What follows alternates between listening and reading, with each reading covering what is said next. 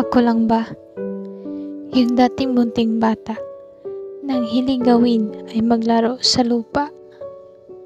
Ako lang ba, yung dating bata, nang akalay ang buhay ay mala teledrama?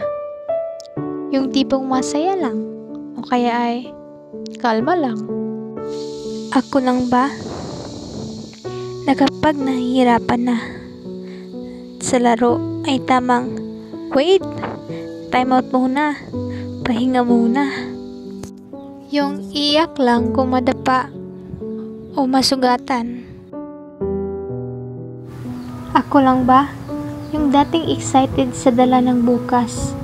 Ang iniisip ay kung ano ang gagawin bukas, habang sinayang ang kasalukuyang oras. Ngunit sa isang iglap, biglang nagiba ang takbo ng panahon. Malayo na sa kung ano man ang meron noon. Yun na pala yun. Sana sinagad ko na lang yun.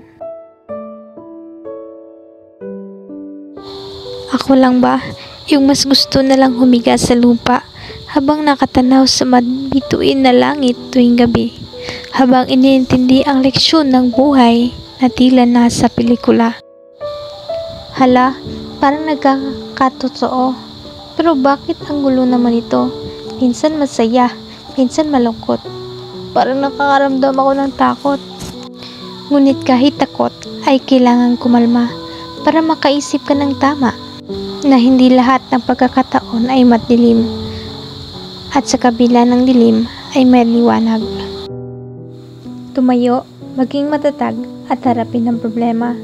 Hindi maaaring patuloy na nakahilata dahil sa wala ng time out, at yung tipong kahit mangingiyak-ngiyak ka na pero pipigilan mo na lang kasi naisip mo na hindi naman masolusyonan ng iyak ang problema.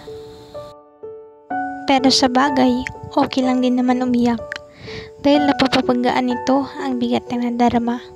Mabuti na lang may Diyos sa langit na hindi tayo iniiwan magpakailanman.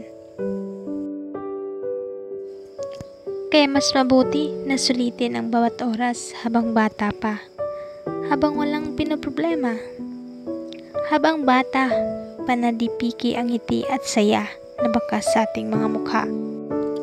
Ang masasayang alaala ng tayo'y bata pa na ating maalaala na kapag tayo matanda na at masasabi sa sarili na sana sinulit ko na ang mga pagkakataon habang ako'y bata pa.